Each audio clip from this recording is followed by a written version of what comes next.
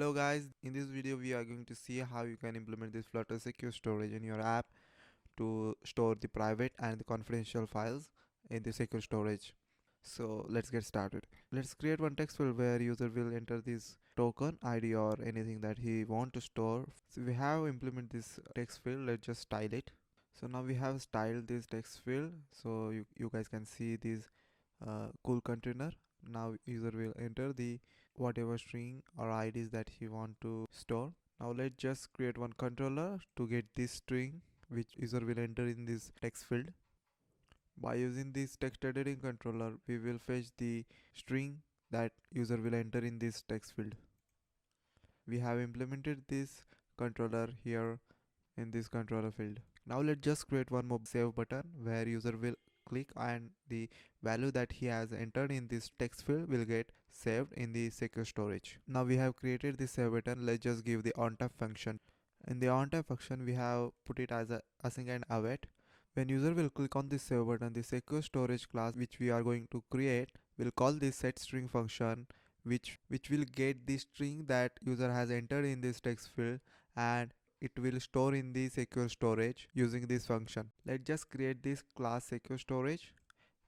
Inside this class we will create one variable which will access the Flutter secure storage. Using this storage variable we will access the Flutter secure storage. Now let's just create the setString and getString function. These two functions will perform for storing the value in this storage and getting the value from the storage. But before that, let's just create one key value. This key value hold this token string which is going to be a key. Let's create the setString function to store the token value in our storage. Using this setString function, it is going to be a static feature. It will accept the one string value. It is going to be asynchronous. Using the storage.write, it will access the storage and write the key value which is going to be a token and add the string which is coming from the user and it will store it in the storage as this key value. Now we have created this setString function. It is going to be a future. Because it is future, it is going to be asynchronous.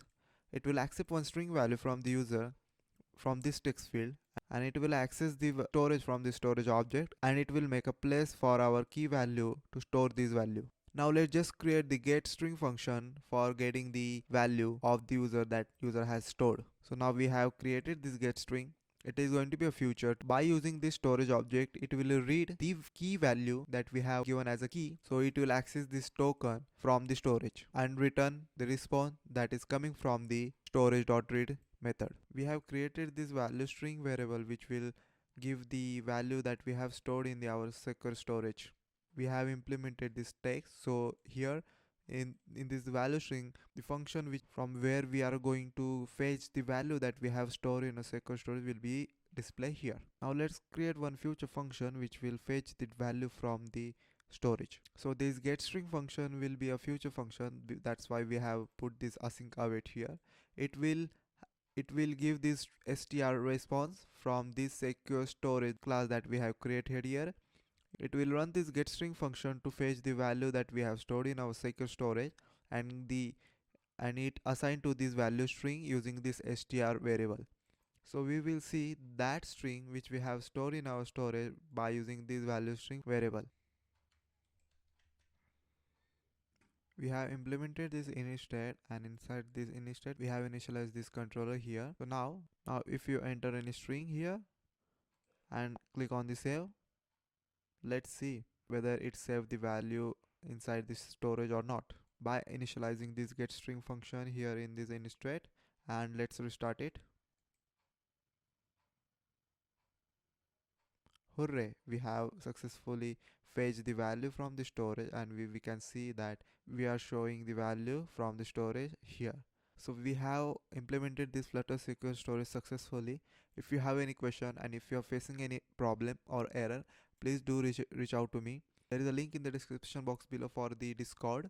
There is a community of coders. We are helping each other to build cool apps and we are there to help you. Subscribe my channel for more videos like this. Thank you.